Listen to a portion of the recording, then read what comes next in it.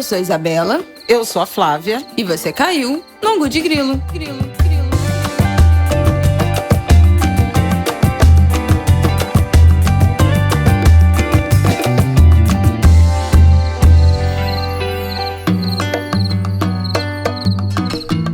Oi, gente! Boa terça-feira! Penúltima semana do ano, último Angu de Grilo de 2021. Vamos entrar de recesso na semana que vem, que a gente também é filha de Deus, dos orixás, a gente merece um descanso. Então esse vai ser o nosso último episódio desse ano, mas voltamos no amanhecer de janeiro. Isso. No comecinho de janeiro nós estamos de volta. Antes do Dia de Reis, antes de desmontar a árvore de Natal. Não, até porque, né, querida? Quem é Anguler Na casa normal, na casa normal. Aqui não foi nem montada. Quem Anguler segue a gente no Instagram sabe que negócio de árvore de Natal na minha mãe já... O nosso recorde foi agosto, tá? Pra desmontar a árvore de Natal. Foi 2020, né? Foi 2020. Começamos a pandemia aí com a árvore que ficou até agosto. Eu já era a favor de deixar ela já pro Natal, porque a gente é agosto. Agosto já é Natal de novo, né? Mas a gente fez obra. Precisou desmontar. Aí desmontou-se. E aqui na minha casa, eu acho que vai ser mais um ano, segundo Natal aqui na minha casa, também sem árvore de Natal, porque a gente foi deixando. Agora na semana do Natal as árvores já estão uma fortuna. Vocês sabem que tudo é R$1.000. Não tá R$1.000, mas se for comprar os enfeites vai ficar R$1.000. Com pisca-pisca, com tudo, ninguém merece. Então vamos ver aí. Eu tô achando que essa árvore vai ficar pra 2022. Mas bom, hoje a gente vai falar aqui das eleições do Chile. Vocês viram que a esquerda voltou ao poder no Chile no último fim de semana. Vamos ter que comentar isso. A ideia era fazer um programa retrospectiva de 2021, votos para o ano novo, mas a gente vai ter que comentar o Chile, não tem jeito. E depois a gente vai dar uma passada nesse ano, fazer um balanço desse ano, projetar um pouquinho aí do que será 2022, nossas expectativas. E claro, não dá pra gente terminar esse episódio hoje sem falar da Bell Hooks, que nos deixou precocemente, aos 69 anos, mas muito precocemente nessa última semana. Muito triste, vocês podem imaginar, fiquei passada, estatelada. Ah, todo mundo. Um luto geral e... Calma, não começa a falar ainda não. Não começa a falar ainda não. Tu quer falar agora? Então já quer começar falando disso? Só quero falar desse pesar das mulheres negras sem longevidade, né? Longevidade, vocês sabem que é uma agenda minha. Sim. Então, é isso. Vamos lá.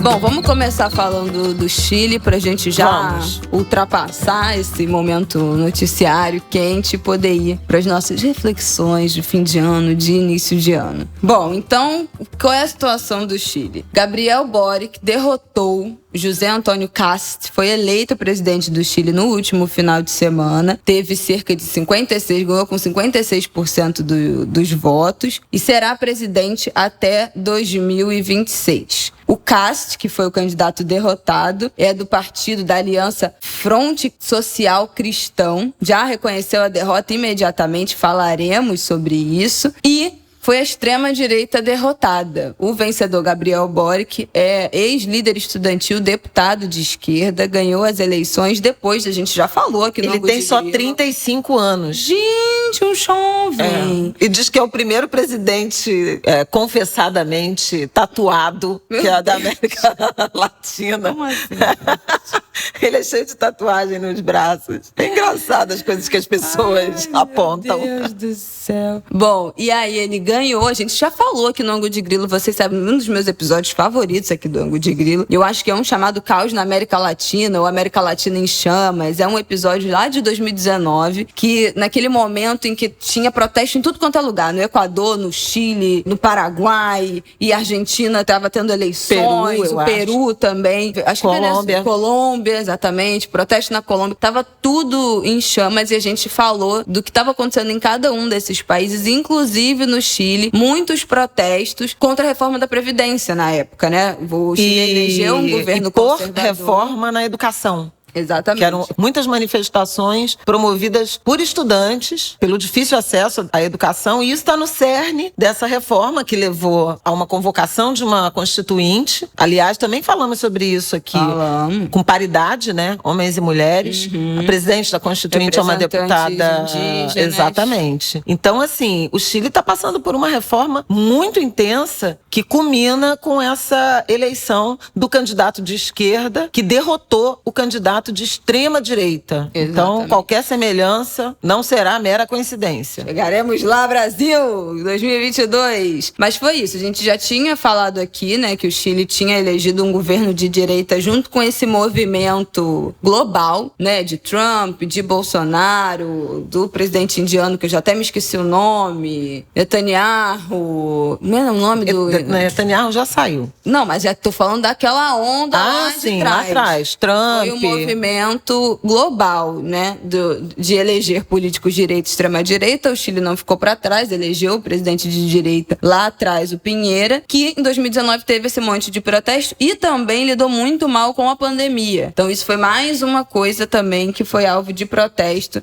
de insatisfação lá no Chile. E agora, entre a extrema-direita e a esquerda, o Chile escolheu a esquerda. Primeiro-ministro indiano Narendra Modi. Narendra Modi, exatamente, que também falamos muito aqui, principalmente no início da pandemia, lidou muito mal com a pandemia na Índia, recebeu o Bolsonaro, enfim, extrema-direita também dessa categoria de políticos que foi eleita nessa leva aí de extrema-direita dos últimos 5, 6 anos. E aí agora, essa eleição no Chile, mas eu acho que vale a gente falar que nós teremos um convidado muito especial para comentar isso com a gente. Vocês sabem que quando a gente fala de América Latina, América do Sul, a gente chama Ariel Palacios, gigante, jornalista, diretamente de Buenos Aires, mas comentando por dentro, sabe tudo que está acontecendo na América do Sul, nos nossos países vizinhos, e vai comentar aqui com a gente, contar aqui pra gente sobre essa eleição do Chile. E aí, o Ariel vai explicar pra gente, logo de cara, que não foi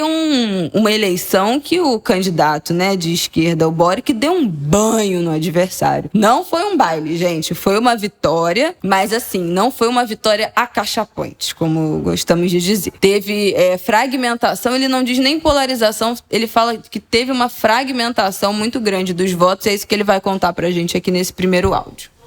Bom, o primeiro turno não foi polarizado, rigorosamente falando. Teria sido polarizado se, por exemplo, o candidato da extrema-direita, Kast, tivesse conseguido, digamos, hipoteticamente, 48% dos votos e Boric tivesse conseguido 46%, ou vice-versa. O que sim ocorreu é que o primeiro turno foi a eleição mais fragmentada no Chile desde a volta da democracia. No primeiro turno, Kast teve 27,9% dos votos. Boric teve 25,8%, quer dizer, uma diferença de apenas 2 pontos percentuais naquela ocasião. Mas mais da metade dos eleitores se abstiveram. Então quer dizer que, na realidade, Kast foi eleito com 13% do total do eleitorado e Boric com 12% do total do eleitorado. Quer dizer, juntos, 25%. Os outros 75% dos eleitores ou votaram em outros candidatos ou simplesmente não foram votar. Ou, para explicar de outra forma, Kast e Boric juntos foram votados por 3,7 milhões de pessoas no primeiro turno. Os outros candidatos, que não passaram para o segundo turno, foram votados por 3,2 milhões de pessoas. E 8 milhões de pessoas que não votaram em candidato algum, se abstiveram. Então, por isso, podemos dizer que o primeiro turno foi uma eleição fragmentada entre vários candidatos. Agora, nesse domingo, foi um segundo turno polarizado? Mais ou menos, que na realidade foi artificialmente polarizado, porque é polarizado quando a maioria vota engajadamente em um ou em outro, e quando os dois têm posições totalmente antagônicas. Primeiro, a maioria não votou a favor de um candidato ou a favor de outro, eles votaram mesmo contra o outro, quer dizer, uma eleição na qual as pessoas têm que decidir qual candidato menos odeiam, menos desprezam ou menos rejeitam. Quer dizer, devido a essa situação, Kast e Boric, já na campanha, entre o primeiro e o segundo turno, tiveram que moderar as suas posições. E essa moderação foi até bastante caricatural, porque Kast, por exemplo, um declarado antifeminista que havia prometido fechar o Ministério da Mulher, disse depois que essa pasta continuaria firme e forte se ele fosse eleito. Boric havia prometido aplicar altos impostos à classe alta e às grandes empresas de forma imediata, mas depois começou a dizer que isso ia ser de forma muito gradual ao longo de muitos anos. Isso aqui são apenas 2 exemplos da moderação que os dois tiveram que fazer. A realidade é que os candidatos tiveram que recuar em muitas outras propostas originais. Então, Flávio, se encontraram mais ou menos ali no centro, né? Todo mundo caminhou para uma flexibilização das suas Na verdade, esses movimentos, eles são normais, né? O candidato, para formar uma maioria, né, para ganhar a preferência da maioria dos eleitores, acaba se deslocando na direção do centro, porque há muita resistência, muito temor. A gente pode pensar em vários exemplos, tirando o Brasil, né? Porque, inclusive, foi uma das ilusões de parte do eleitorado brasileiro em relação a Jair Bolsonaro, ao extremismo dele, era de que no governo, os governos tendem ao centro, se moderam, as instituições, não aconteceu nada disso. Espero que esse país aprenda a lição. Mas eu não quero falar do Brasil, não. Agora não. Isso, inclusive, me tira o humor. Mas, de fato, ao longo da campanha do segundo turno, a gente viu uma caminhada, digamos assim, né? Uma deslocada para o centro, tanto de Boric, que é um candidato de esquerda, né? Com agendas muito ligadas aos direitos sociais, à inclusão, e do próprio Cast, que era um misógino e, de repente, começa a defender direito das mulheres. E aí o Ariel também contou pra gente como é que foi esse processo do candidato derrotado, né, do Cast, reconhecer a derrota, e também do presidente atual, né, eleito. Pinheira. O Boric. Não, que tá agora, o Pinheira. Também parabenizar o próximo presidente. Um movimento, gente, que eu estou ansiosíssima pra ver como vai se dar no ano que vem, e que no Brasil já não tem sido, na última eleição, já não foi grande coisa. Na última eleição não, em 2014, né, quando Dilma ganhou, teve aquela contestação, revisão das urnas, não sei o quê. O Bolsonaro diz até agora que foi fraudado, uma eleição que ele ganhou. Ele diz que teve fraude na urna eleitoral, que não faz o menor sentido. E o Trump também, 2014, né? Que começou com o Aécio, né? Exatamente. Questionando, pedindo revisão, etc, etc. Então o Bolsonaro também usa esse discurso, inclusive do próprio Aécio, que agora é um bolsonarista, né? Não, sejamos francos. É incrível, né? A gente não consegue falar do Chile sem falar do Brasil. Mas, assim, foi uma pergunta que encaminhamos pro Ariel justamente por essa preocupação e por essa demonstração de maturidade institucional e democrática. O Cast era um fã do Pinochet. Aliás, como Paulo Guedes, né? Jesus. Nosso ministro da Economia. Era um fã do Pinochet. Então, uma ditadura sangrenta, horrorosa que o Chile teve, assim como vários países sul-americanos. E, no entanto, admitiu a derrota durante ainda a apuração, a partir do momento que era matematicamente, ou que a tendência era irreversível, admitiu a derrota e disse, vai ficar tudo bem. Então, assim, é muito diferente do que espera-se que Bolsonaro faça no Brasil, seja perdendo de Lula ou de qualquer outro candidato da chamada terceira via. Ninguém espera que ele seja um bom perdedor. E isso é uma coisa que deixa a democracia em suspenso, tensionada. E também, como foi e continua sendo com Trump. Porque Trump e aliados, né, ainda questionam a eleição americana que deu a vitória a Joe Biden. Então, assim, isso é muito ruim, sabe, do ponto de vista democrático. E o Chile deu uma demonstração imensa de civilidade, de reconhecimento, de respeito ao que a gente chama de democracia.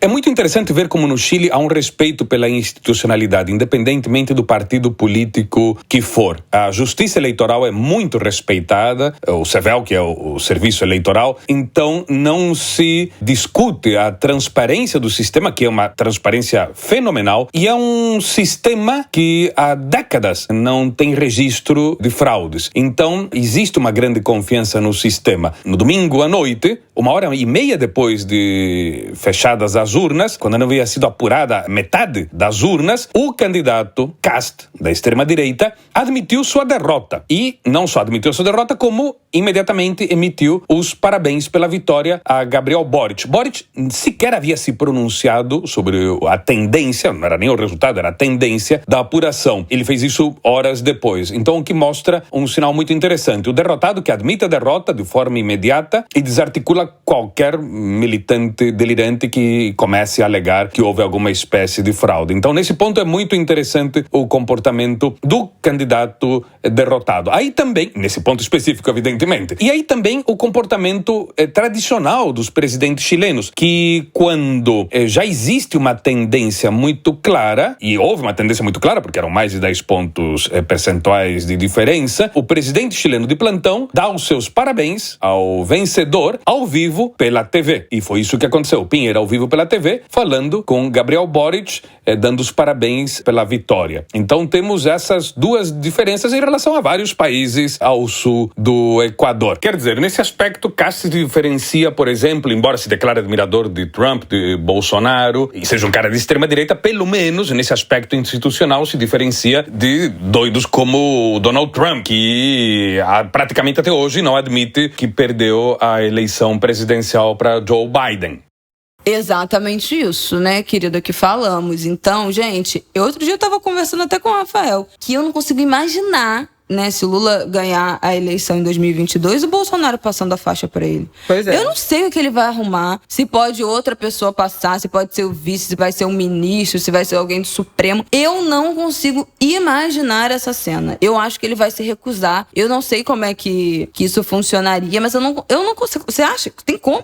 Eu não consigo imaginar. Tem saída? Eu não consigo também. E aí? Faz o quê? Quem é que dá a faixa? Deixa lá no manequim? Se o presidente não Se estiver, recusar. eu acho que o presidente da Câmara, né? É verdade. Gente, Que é a eu linha não consigo sucessória. imaginar. Eu não sei se o vice-presidente o vice, tem será? atribuição de fazer isso. Mas também não sei se o Mourão, Se o Mourão faria. com o Bolsonaro se recusando, faria. Mas enfim, não vamos pensar nisso, vamos... Não, mas assim, né, comentando que essa não é nem delicadeza democrática, né, mas é o ato democrático de você reconhecer os seus adversários, que já nos foi tão natural em alguns momentos. A gente tá vendo aqui um exemplo do Chile. o Brasil viu dessa Fernando atuação Henrique, democrática. né? Pois é, Fernando gente. Henrique passou a faixa pro Lula. E foi um momento, né, aquela época, 2003, Gente, foi muito simbólico, foi mais muito adiante. forte. Foi o Temer, né, que passou pro o Bolsonaro. Temer pro Bolsonaro. Bom, Realmente, olha, gente, pelo amor de Deus, chega logo outubro de 2022. mas assim, foi muito civilizada a transição de poder do Fernando Henrique pro Lula. E era bom, né, se a gente conseguisse retomar esse processo. Porque, Exatamente.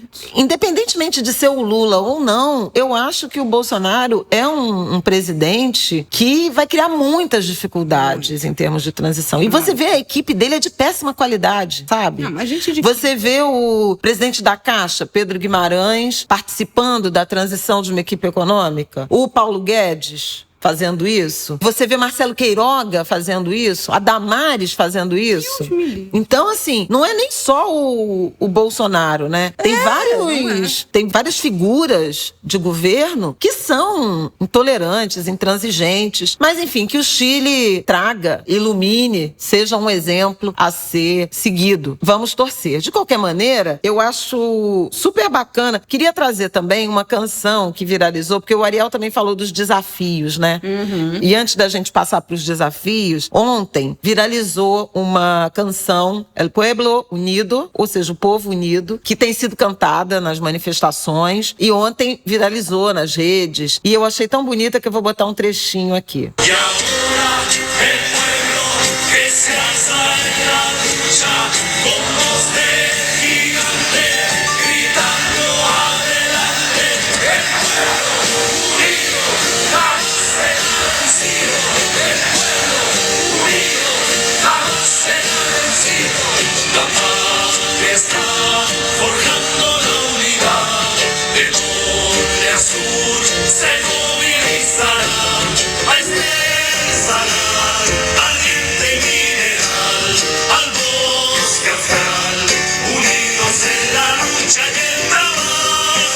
Só uma palhinha, né? Senão daqui a pouco a gente ouve a canção inteira. E eu não sei se tem direitos autorais. Pelo amor de Deus. Mas foi muito bonita. As imagens, se vocês digitarem, a gente pode botar Os links. o link do YouTube dessa manifestação em que essa música foi tocada, né? E o povo cantando. Muita gente naquelas manifestações do Chile. Jamais será vencido. Então, assim, a democracia é muito emocionante, sabe? E você vê também uma nova geração. E também me faz pensar nisso. O quanto sinto na política brasileira, eu me ressinto da falta de renovação, da falta de diversidade, né? Tenho falado isso, inclusive, na TV também, comentei na semana que passou, porque houve, né, a aproximação confirmadíssima de Lula e Geraldo Alckmin para formar essa chapa, que é talvez o exemplo até aqui que mais se assemelha, não à terceira via, mas à frente ampla, né? Que foi um debate muito forte em relação à defesa dos valores democráticos. Teve no fim de semana o jantar em que eles se encontraram e várias representantes políticos, inclusive a Coalizão Negra por Direitos se fez representar. Estavam lá o Douglas Belchior, estava lá o Wesley Teixeira, estava lá a Sheila, acho que é Sheila Carvalho, né, a advogada, que assina todas as petições. Foi bem importante, assim, esse encontro, mas acho que o ex-presidente Lula faz um aceno. Tem gente falando assim, ele faz um aceno à governabilidade, e é o tema do Ariel aqui no Chile daqui a pouco. Eu acho que não é só um aceno à governabilidade. Acho também que é uma estratégia para tentar ganhar no primeiro turno, atenuando essas resistências, fazendo esse aceno na direção do centro, para tentar ganhar no primeiro turno. Seria mais calmo, né? O processo, porque o segundo turno, vocês podem imaginar o que seria um segundo turno se for com o Bolsonaro, gente, né? Em particular. E até aqui as pesquisas indicam, na verdade as pesquisas indicam Lula ganhando no primeiro turno. Mas, em não sendo isso, o Bolsonaro com a segunda maior votação, 40 e poucos a 20 e poucos. Então, tem uma perspectiva, o Bolsonaro ainda não está totalmente descartado. Então, acho que é mais uma estratégia do ex-presidente Lula, né, como candidato, a fazer esse deslocamento para o centro. Geraldo Alckmin tem, supostamente, uma aprovação em São Paulo, entre o empresariado, que ainda é um grupo, né, que nas pesquisas ainda está predominantemente com Bolsonaro, com os mais escolarizados. Então, de repente, é o que falta para ganhar no primeiro turno. Mas eu confesso a minha frustração, e já falei publicamente na TV, em relação a essas composições de chapa, não só a do Lula, mas a do Lula por ser o favorito, né? Elas não levarem em consideração pleitos por representatividade, sabe? Eu preciso lembrar que Joe Biden escolheu Kamala Harris, né, de vice. Não vou entrar no mérito aqui da qualidade do governo que estão fazendo. Sim. Mas deu uma guinada, né? Uma lufada de representação, fez um aceno à diversidade, inclusive na composição do governo, mas na chapa também a vice. E eu tô vendo que isso não está acontecendo até aqui no Brasil. Claro que a definição das chapas é entre março e abril de 2022. Vamos ver como as coisas se encaminham, mas até aqui só temos Simone Tebet, né, de pré-candidata. São todos nomes já conhecidos, sem muita essa pegada da nova representação, do clamor por mais diversidade, e isso é frustrante, inclusive na comparação com eleições anteriores. Em 2014, nós tivemos 3 candidatas mulheres, uma delas ganhadora, Dilma Rousseff, Marina Silva e Luciana Genro. Nós tivemos 3 mulheres também em 2014 candidatas a vice. Em 2018, tivemos 2 candidatas a presidente, Marina Silva e acho que Vera Lúcia, do PSTU, tudo bem, sem muita visibilidade, mas eram 2 candidatas, e 5 mulheres candidatas a vice, né? Incluindo Manuela Dávila, incluindo Cátia Abreu, senadora, incluindo Ana Amélia, senadora também. Então, o que está se desenhando para 2022 é muita hegemonia do homem branco de meia-idade. Total. Né? Mas, enfim, a gravidade, né, do nosso risco democrático é tamanha que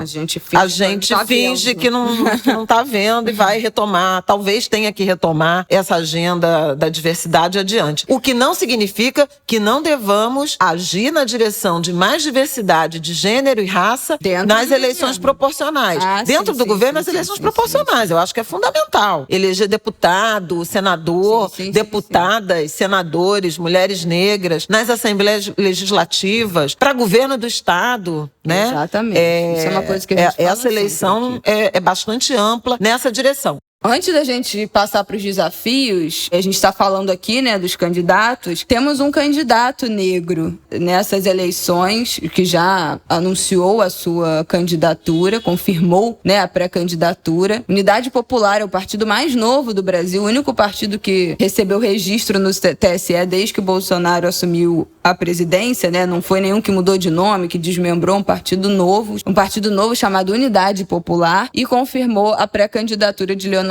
Péricles, que é um homem negro de 40 anos, de Belo Horizonte, morador da ocupação urbana Eliana Silva, na região do Barreiro, único pré-candidato negro até o momento, né, para essa disputa de 2022. Um candidato de esquerda que aparece pela primeira vez nessa candidatura, partido, né? de um partido também novo, muito jovem também, 40 anos. Não é o partido novo, não, hein? Não.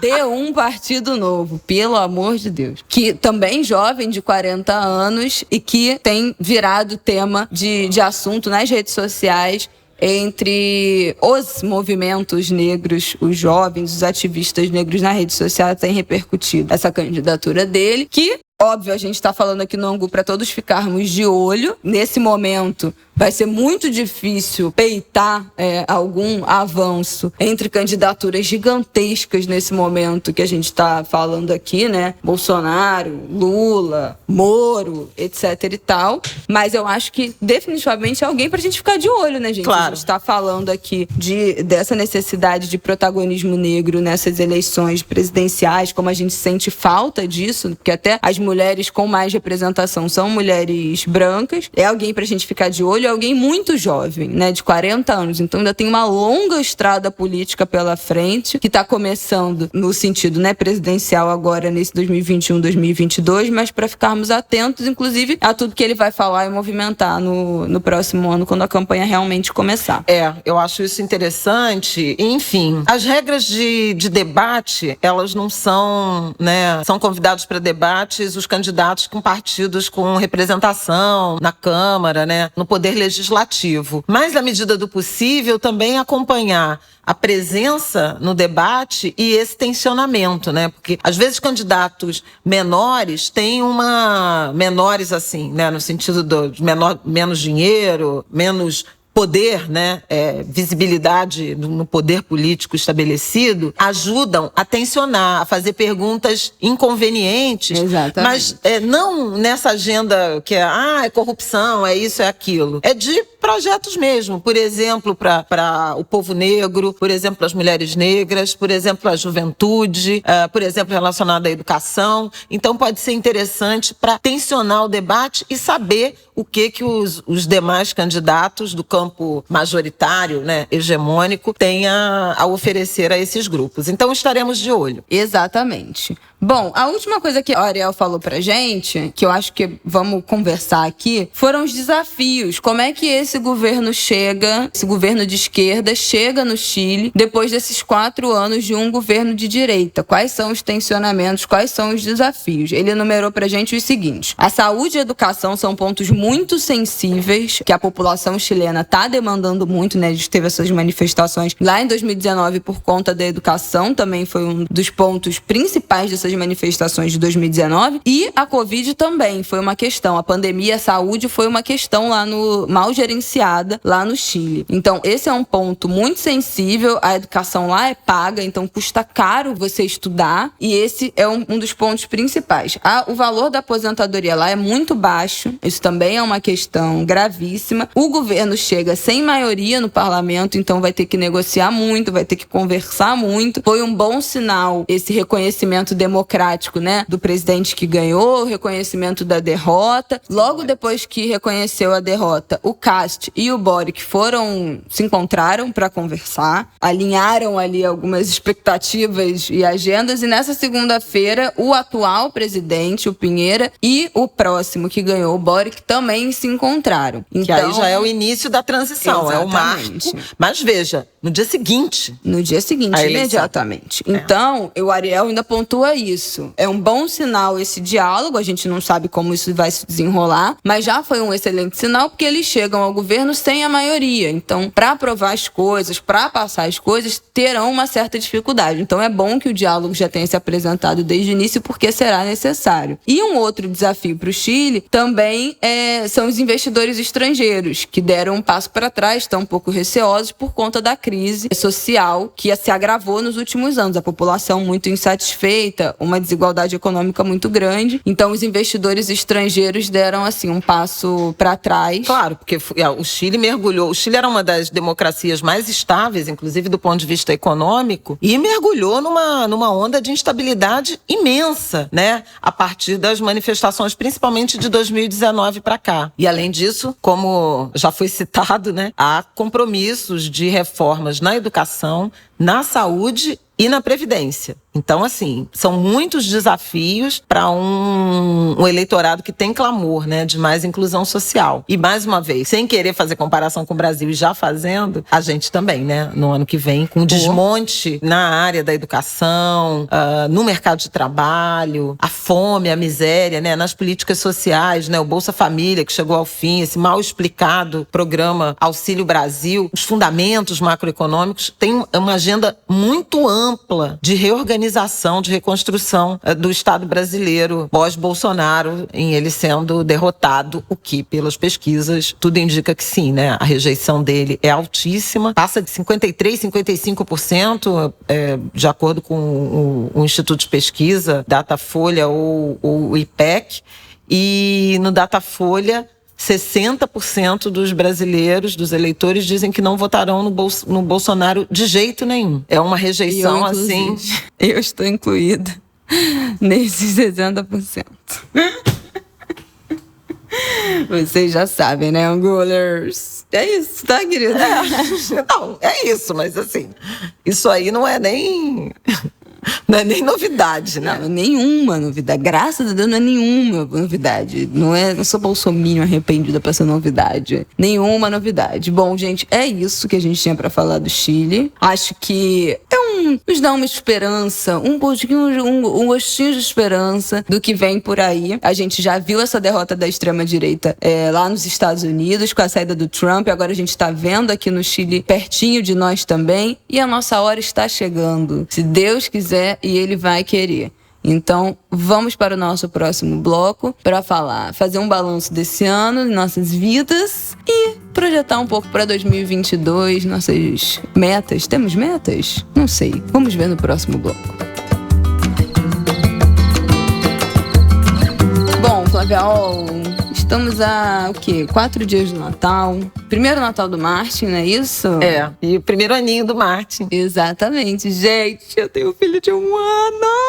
Ele faz 1 ano dia 28 agora de dezembro. Ai, olha, eu não tenho nem palavras pra dizer. O que foi esse ano? Eu já tô sofrendo. Outro dia eu fui dormir chorando que ele tá grande, olhando o pezinho dele que já tá grande. E ai, sabe, eu não acredito que já passou 1 ano. Foi um ano muito cansativo, assim. Tomei, né, a decisão esse ano de ficar com o Martin em casa integralmente, trabalho de casa, né? Vocês sabem, gravo podcast de casa, rede social, publi no Instagram, tudo isso eu faço de casa. Saio pouquíssimo, acho que tive nenhum trabalho presencial esse ano. E aí tomei essa decisão de ficar com ele nesse primeiro ano, acompanhando esse desenvolvimento, esse primeiro ano de vida dele. Eu queria muito amamentar, né, até ele ter 1 ano, pelo menos. Na verdade, quando eu tava grávida, meu plano, a minha exigência era amamentar até os 6 meses, o meu plano era até 1 ano e depois eu ia meio que ver. Agora sim, ele continua mamando a beça e espero que mame mais uns 2, 3 anos aí. Mas queria muito que ele ficasse, que ele amamentasse, né, que ele mamasse esse primeiro ano. Então, a função também de ir pra creche, ter que tirar leite, levar o leite pra creche. Eu tava em casa, deu pra conciliar. Até ele começar a engatinhar, deu pra conciliar de boa. Depois que ele começou a engatinhar, o negócio começou a ficar mais sinistro, assim, né? De estar trabalhando, estar no celular e tem que ficar de olho, e a tomada, e ele escalando as coisas, e subindo, e pegando as coisas, botando tudo na boca. Então depois começou a ficar mais difícil essa tentativa de trabalhar em casa, no celular o tempo todo, com ele junto. Consegui conciliar, né, meus horários de reunião, de gravação com a agenda da minha mãe e do Rafael, que foi essencial, assim. Não teria rolado se não tivesse disponibilidade de Flávia Ó, vovó do ano, pra ficar com o netinho dela nos momentos que eu precisei gravar, que eu tinha reuniões importantes pra fazer. O Rafael também, né, no dia de folga dele, era o dia que eu gravava para o podcast com a HBO, então eles saíam de casa pra eu conseguir gravar. Eu não posso também deixar de citar a compreensão dos meus colegas de trabalho, foi muito importante. Quando eu voltei a trabalhar, eu fiquei muito receosa de encontrar um mercado de trabalho que fosse pouco compreensivo com a maternidade, porque a gente sabe que a realidade é essa. Mas nas reuniões que eu tive que fazer com a equipe da HBO, que virou, né, a equipe que eu encontro virtualmente toda semana, 2 vezes na semana a gente faz reunião, a gente grava, todos muito compreensivos, o Martin comigo nas reuniões, aparecendo, derrubando o celular, falando, eu aqui na função, e desliga a câmera pra trocar a fralda. E a galera toda, quase toda tem filho, então foram muito compreensivos também. A esse meu lado, Bruno, meu agente, não tenho nem palavras pra dizer, já até postei no Instagram, quem viu, meu braço esquerdo, direito, guarda-costas, briga com as marcas, me lembra de postar as coisas, eu falo, Bruno, não dá que eu tô com o Martin aqui, ele não tem problema. Quase todos os médicos que eles trabalham têm filhos, então, e ele também tem 2 filhos, agora já praticamente adultos, mas também imerso e muito compreensivo a esse universo. E tem encontrado colegas de trabalho, as meninas do Pepeca também, às vezes que eu, né, gravando muito tarde, depois do Martin dormir, esperando ele dormir pra gente gravar. Então, encontrar colegas de trabalho sensíveis, que souberam muito bem acolher essa nova Isabela, que tinha como prioridade o filho, mas não poderia secundarizar tanto assim o trabalho, também tinha que trabalhar, não só pra ganhar dinheiro, mas porque eu gosto de gravar meus podcasts, eu gosto de fazer as minhas coisas. Então, foi muito importante, assim, fez com que essa volta de licença maternidade com um bebê em tempo integral fosse muito mais tranquila do que eu imaginei. Eu não encontrei nenhuma resistência, porque eu tive pessoas muito incríveis trabalhando comigo, então isso faz muita diferença. E aí eu acho que fica a minha mensagem pra todo mundo que tá ouvindo, que trabalha com quem tem filho, cara, ser o mais parceiro, compreensivo possível, porque não tem ninguém, além mais do que os pais, que gostariam de estar trabalhando sossegados, né, sem uma criança pendurada, que não tem ninguém que se incomode mais do que um pai que tá tentando falar numa reunião e a criança não para de gritar. Então, pode ter certeza que você que está do outro lado não está mais incomodado do que a gente, mas são as escolhas que a gente toma, né? Eu escolhi ficar com o Martin esse ano, ou as situações que a gente não tem como resolver, como muitos pais que durante a pandemia não tinham com quem ficasse com os filhos para eles trabalharem. Então sejam compreensivos, todo mundo já foi criança, todo mundo já chorou, todo mundo já gritou, todo mundo já exigiu a atenção dos pais, e eu acho que nós somos os adultos, né, da sociedade. Cabe a nós essa compreensão, essa maturidade de saber lidar com a imaturidade das crianças que estão na idade de serem imaturas, né? Nós somos os adultos dessas relações. Então,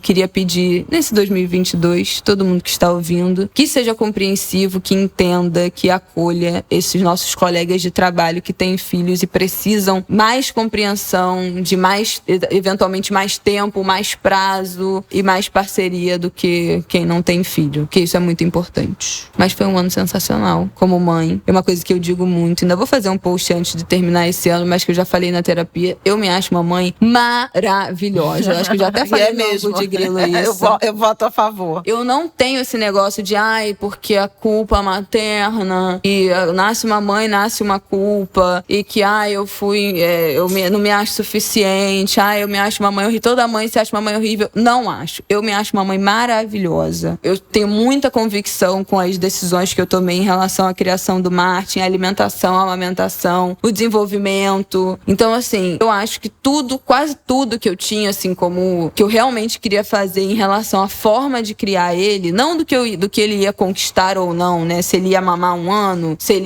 eu ia conseguir amamentar, se não ia, mas jeito de criar ele, né? De ser uma criança que fica no chão, que bota tudo na boca, que anda descalço, que vai pra praia, que vai pra piscina, que vai pra restaurante, da gente também ser esse tipo de pai que leva a criança pra tudo quanto é lugar. Eu acho que eu consegui ser muito fiel a essa minha vontade, que também passa por me colocar em primeiro, né, lugar do tipo, eu não vou deixar de restaurante, eu não vou deixar de viajar, eu não vou deixar de encontrar as pessoas que eu quero, porque eu tenho um filho, meu filho vai comigo pra tudo. Isso faz com que eu acho que eu seja a mãe que eu queria nesse sentido, e eu me acho uma excelente mãe por conta disso também, porque também consigo me priorizar, não só o trabalho, mas a minha sanidade dentro dessa maluquice que é, né, criar um filho em tempo integral 24 horas, sem babá, sem creche nesse primeiro ano. É cansativo a beça, mas eu chego muito satisfeita com a mãe que eu me tornei, com pouquíssimas culpas nesse caminho, sendo flexível, eu acho, assim, né? Não sendo rígida com as minhas próprias metas. Depende. Depende do quê? Eu sou flexível. Não, é super... A alimentação, por exemplo, do Martin é super radical. Porra, tu acha radical? Que a minha única culpa materna é a alimentação do Martin ser muito menos do que eu gostaria que não fosse. Pode nada. Não pode não nada. Pode nada. Eu sigo as recomendações do Ministério da Saúde, é basicamente isso. Mas essas porra... tem que ter 5 grupos alimentares. Não come 5 grupos alimentares todas as refeições. Tem que fazer 4 refeições no dia. Não faz, gente. Faz 3. Aqui, ó, suando faz 3. Então, a alimentação do Martin, pra mim, é a grande questão desse ano, que eu acho muito abaixo do que eu gostaria, mas assim, eu fiz o possível. Fiz o possível e mas beleza. É tudo muito diferente da minha época. Claro, porque tem 25 anos. E tem mas tem várias mães que ainda se porque elas não seguem as recomendações do Ministério da Saúde. Jovens mães que têm alternativas. Porque os pediatras são... Não é alternativa, é desatualização. Se você dá papinha liquidificador, tá desatualizado. Todos os pediatras atualizados, o Ministério da Saúde e o OMS recomendam uma coisa. Quem faz a mesma coisa de que era a recomendação de 25 anos atrás está errado. Isso é errado. Isso não é mais a recomendação científica. É negacionismo da ciência ou a ignorância, desinformação, que realmente acomete muitas pessoas, porque, né, é uma dificuldade o acesso à informação nesse país de fake news. Mas, enfim, todas as recomendações que pra mim eram importantes de serem seguidas, eu segui. Eu fiz o possível pra seguir. E eu acho, sim, que eu fui flexível dentro do que eu achar, do que eu acho importante. Eu consegui a flexibilidade. Quebrar a rotina quando era importante. A gente tá na rua, a gente tá em algum evento, a gente tá em algum restaurante, a gente viajar, né? Na viagem de carro, rolou galinha pintadinha no final, porque chorou, porque ficou nervoso. Não vou deixar meu filho gritando estressado, vou botar pra ver 20 minutos de galinha pintadinha assim, entendeu? Assistiu videozinho no celular quando tava nervoso na cadeirinha. Então, essas flexibilizações, um dia que eu não tinha mais condição mais de fazer comida de nada, ficou mamando, não comeu, não fez refeição pra mamar, porque a mãe precisava de um descanso. Então, essas flexibilizações aconteceram e eu acho que foram o que me impediu também de não surtar totalmente dentro desse ano. Então, chego muito satisfeita. Meu filho está fazendo 1 ano, meu primeiro ano, assim, como mãe. Muito feliz, muito orgulhosa da mãe que eu me tornei. E faço um convite para as mães que estão ouvindo de também reconhecerem seus feitos. Que a gente só fica em rede social contando derrota. Porque não é suficiente. Porque é a culpa materna. Porque eu não sou mãe o suficiente. Porque meu filho merecia uma mãe melhor. O cacete. Nós fazemos o possível e o possível é, sim, 99% das vezes suficiente para os nossos filhos. Então, uma sala de palmas para as mães aqui presentes e uma sala de palmas para a vovó do ano, Flávia O, que foi essencial. Muito obrigada. Pra gente completar esse 1 ano bem, com sanidade, entendeu? Termos chegado até aqui, acordou comigo de madrugada, meses e meses a fio, às vezes que eu dormi lá, acordava com o Marte, ficava com ele pra eu dormir, fica com ele quando eu preciso sair, quando eu preciso trabalhar. Então, uma rede de apoio excepcional. E a avó é o amor dele, tá, gente? Ama essa avó, um grude com essa avó. A gente se ama muito, muito amor envolvido aí desse ano. A melhor coisa da minha vida foi Martinico.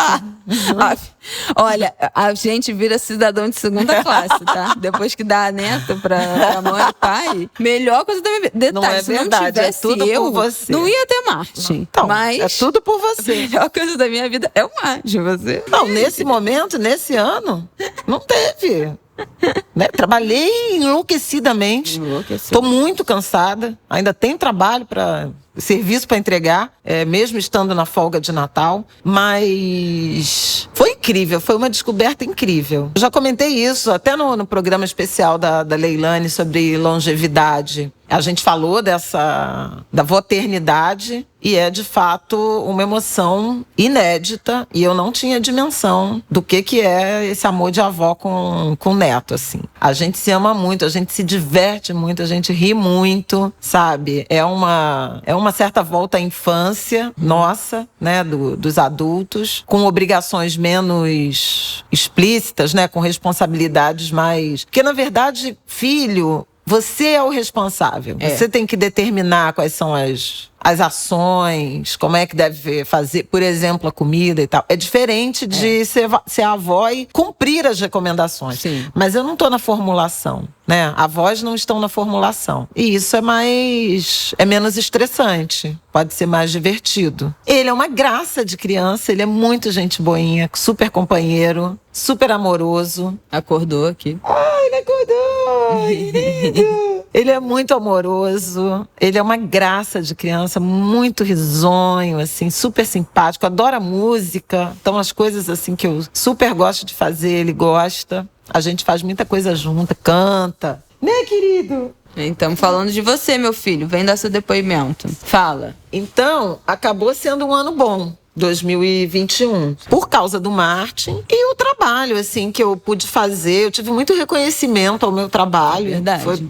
Até me impressionou, assim, você sair de um ano de confinamento e ter tanto reconhecimento, medalha, prêmio, certificado, diploma. Foi super bacana. A biblioteca, Flávio Oliveira, que também foi uma honra. E no fim de semana a gente trabalhou no Natal, na festa de Natal. Ele tá rindo aqui, gente. A gente trabalhou na festa de Natal das crianças, 55 crianças. Aliás, quero agradecer à presidência, à diretoria do Império Serrano, que cedeu a quadra para a festa ser realizada lá. Não pôde ser realizada na sede da ONG por conta de conflitos dos grupos civis armados da Serrinha, do Cajueiro. A situação em Madureira está complicada e o Império Serrano nos acolheu o Instituto Sol, que abriga a biblioteca, e as nossas crianças. Foi muito bonito reencontrar, né, esse papel da escola de samba como um ambiente de reunião comunitária, né, de solidariedade. Foi super legal. Então fica aí meu agradecimento. Foram as coisas boas desse ano, que do ponto de vista cívico, né, continuou sendo trágico. Foi o ano dos ataques, né, de Jair Bolsonaro às instituições da democracia. Nós passamos por momentos muito difíceis. Foi um ano em que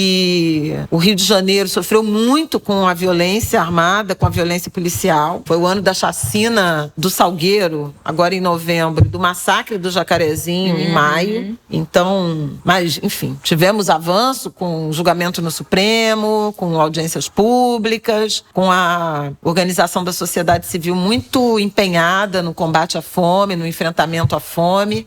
Isso foi bonito de ver. Que mais? O carnaval voltou, o cinema voltou, o teatro voltou, quer dizer, as atividades culturais. Eu espero poder, em 2022, voltar a viajar, que é algo que eu sinto muita falta. Vou viajar com meu neto. Vou viajar com meu bebê. Então, assim, a vida um pouco voltando. A gente teve a vacina, né, gente? Ai, nossa. Que é assim...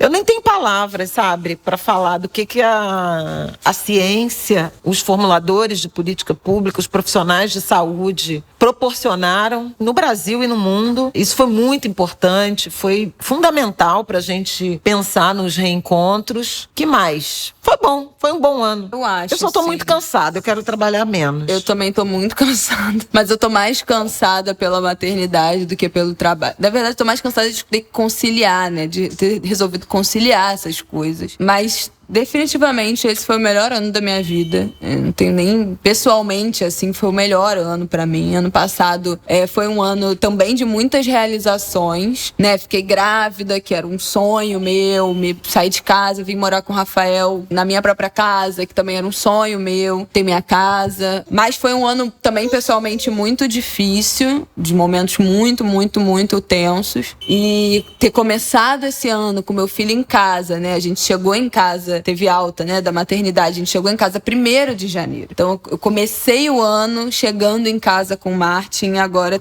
termino com ele em desenvolvimento perfeito, super inteligente, super querido, falando a beça. Vocês angulers, então, ouvem ele demais, ouviram ele demais, né, ao longo desse ano. E de muito trabalho. Eu tive trabalho que eu nem imaginava. Fui chamada para fazer coisas que eu nem imaginava que aconteceria nesse ano.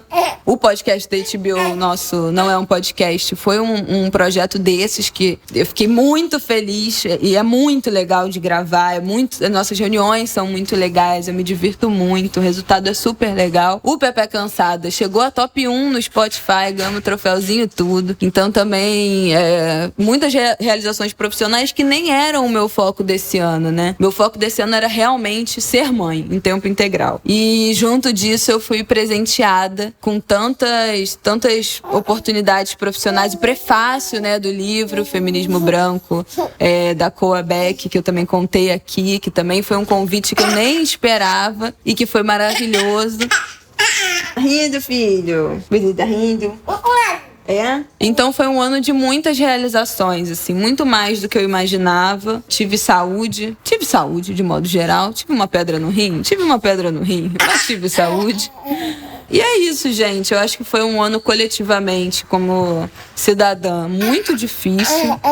A gente perdeu muita gente querida, né? Paulo Gustavo, Marília Mendonça, acho que são os Seu Monarco, Laíla, do ano, Laíla, seu Nelson Sargento. A gente muitas falou perdas aqui, a gente teve muitas perdas nesse ano como brasileira, assim, pra cultura popular, principalmente. Foi duro politicamente, eu não preciso nem dizer, né? Porque vocês já ouviram a gente falar aqui o ano todo desse inferno que foi esse país. Mas eu acho que eu começo 2022 muito esperançosa dessa retomada da recuperação do Brasil a partir de 2023. Vai ser difícil essa campanha, essa corrida eleitoral, vai ser dureza, vai ser tiro, porrada e bomba. Eu acho que vai ser um sinal, assim, de esperança. Pessoalmente, Martin vai pra creche, então eu vou ter tempo pra meu lazer, pra descansar, pra comer com calma, pra lanchar com calma, né, meu filho? Né, meu amor? Exatamente, ou não? Não. Pra trabalhar também, né, sem ter que ficar conciliando, equilibrando esses pratinhos, respondendo mensagem enquanto a criança chora e me escala, não sei o quê. Então, esse cansaço dessa dupla função integral, eu acho que vai dar uma amenizada. E eu tô muito esperançosa, eu acho que é a minha animada, empolgada pra 2022. Eu acho que vai ser um ano ainda melhor do que foi 2021. Já saudosa, porque meu filho já não é mais bebezinho. Ai, já tô sofrendo que já não tenho. Você não é mais bebezinho. Você já é um bebê grande. Já tenho mais aí 1 ano de bebezinho, depois já vai virar criança. Não tô preparada pra ter um filho criança, um bebê grande, quase criança. Mas muito feliz com a maternidade. E muito realizada, né, meu filho? É isso aí, gente. Tô rindo e mamando aqui ao mesmo tempo. Eu acho que essa é a meu balanço aí de fim de ano pra vocês. Meu marido nota 10, né, marido? Não tem vídeo, é só áudio. Daí, você quer dar algum depoimento? Só tá fazendo barulho mesmo aqui no fundo da gravação. Essa é só a participação. O Rafael tá tímido ele. Não quer participar. É isso, gente. Esse é meu balanço. Tô me planejando aí pra 2022. Thaís Godinho do blog Vida Organizada é minha pastora e nada me faltará. Vocês estão procurando aí dicas de truques, workshop de planejamento pro ano que começa. vidaorganizada.com, não sei se tem .br, mas no Instagram acho que é Vida Organizada Oficial. Muda minha vida, Thaís já muda minha vida há muitos anos e agora com filho, com projeto, com trabalho mais ainda, fica aí minha sugestão. Amor, dá pra você fazer um pouco menos de barulho nessa cadeira que tá um range aí? Tá complicado, gente, é complicado gravar podcast, pelo amor de Deus. E é isso, muito feliz, termino esse ano feliz e satisfeita, né? E você, Flávia? Vamos finalizar aqui o nosso balanço. Não, já falei tudo que tinha pra falar de 2021. Então tá bom. E vamos pro ano novo. Só peço que se cuidem, porque não acabou. Ainda falta ter a dose de reforço. Por favor, preservem-se no Réveillon. Usem máscara na rua, fora delas. A gente tá numa epidemia de gripe também, de influenza, que deve durar uns 2 meses. Então, assim, um verão com cautela, pra gente conseguir se encontrar sem risco. Acabou. Agora, Agora, nossa nota de lamento né, a morte da Bell Hooks, muito precoce, 69 anos. Que arrasada, gente. Vocês sabem como eu sou uma pregadora aqui de Bell Hooks. A gente falou no último episódio, né, que a gente falou sobre a realidade de violência contra a mulher. A gente citei Bell Hooks. É uma figura muito presente na minha vida. Aliás, um sucesso, né, o episódio. Muito obrigada, gente.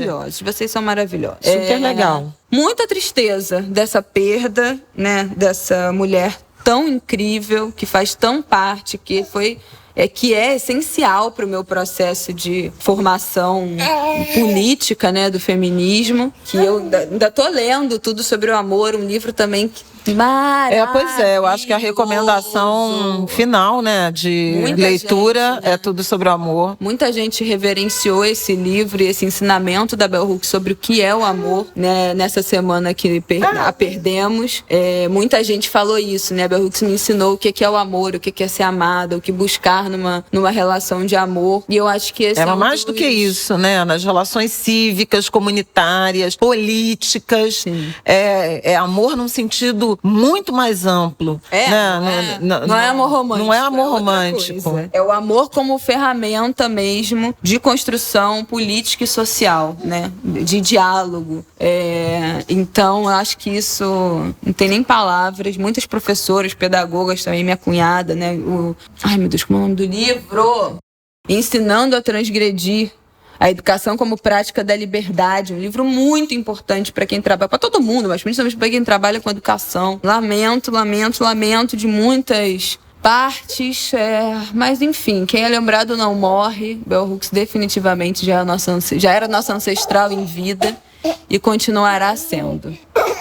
É isso, gente. Você quer falar mais alguma coisa, Flavião? Não. Feliz Ano Novo. Feliz Natal, feliz Ano Novo. Então, bom Natal. Fala, filho, Feliz Natal. E um Ano Novo também. Que seja feliz. A gente podia botar aquele Jingle Bell do samba. Souber o que é o bem.